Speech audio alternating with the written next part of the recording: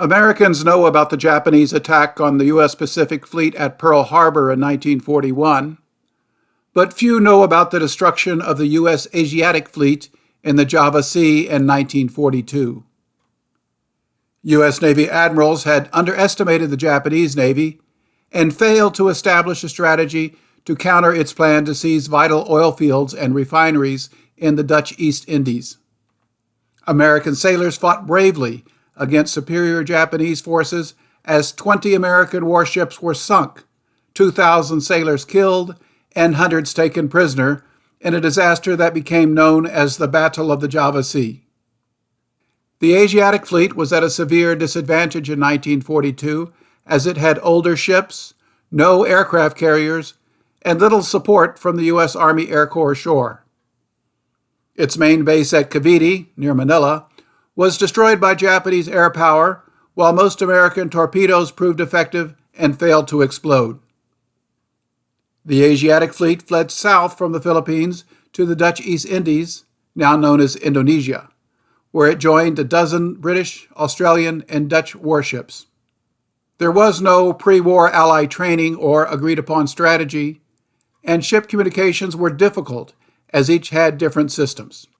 Some problems were the result of the rapid collapse of the U.S. Army in the Philippines due to General Douglas MacArthur's incompetent defense. See the video link below. Japanese ships sailed past the Philippines to attack the East Indies without worry of air attack. The Japanese assault in the Dutch East Indies was complex and executed perfectly. Had the Allies formed ships in a huge fleet with air support, they could have successfully attacked and destroyed some Japanese landing forces. However, stubborn Dutch admirals insisted on immediate attacks by small groups of nearby ships whenever a Japanese force appeared. Admiral Thomas Hart, commander of the U.S. Asiatic Fleet, was designated the overall Allied commander. He did his utmost to convince his Allied counterparts of the necessity to conserve and concentrate their forces for a decisive blow against the enemy.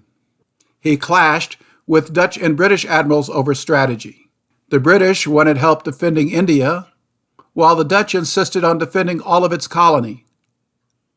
They complained to Washington, D.C., where American leaders were unconcerned about events in the Far East. American leaders had proclaimed the war in Europe was the priority and were dealing with the embarrassing U-boat attacks slaughtering American ships along the American coast. See the short video below. Admiral Hart was foolishly removed from command just prior to the largest naval battle since Jutland in 1916. A Dutch admiral assumed Allied command and deployed forces piecemeal with disastrous results.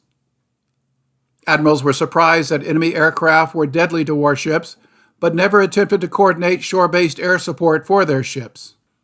The Allies had 32 U.S. Army Air Corps P-40 fighters with pilots aboard the seaplane tender USS Langley that arrived from Australia.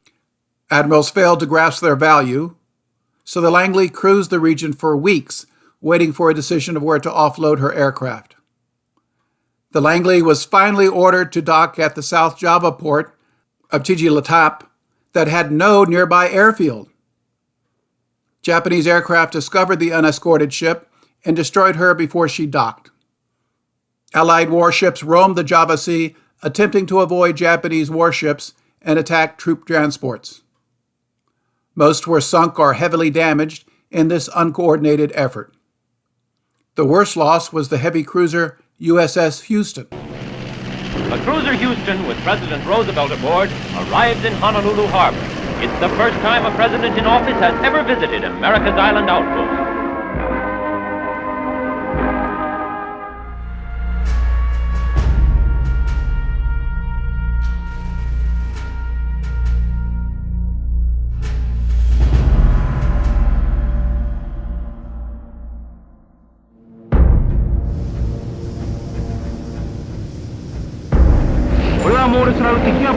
地放火を犯して単なる爆撃を敢行するは皆表しと敵艦隊の壊滅寸前を示す。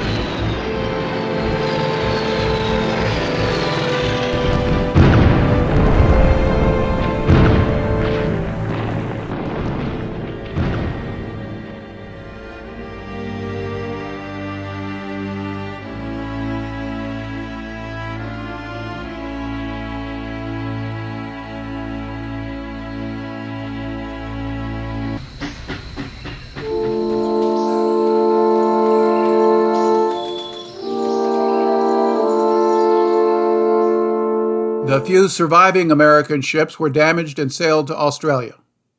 Details of these sea battles can be read in the official history linked below. The destruction of the US Asiatic Fleet is mostly ignored by historians who know such stories are unpopular and best forgotten.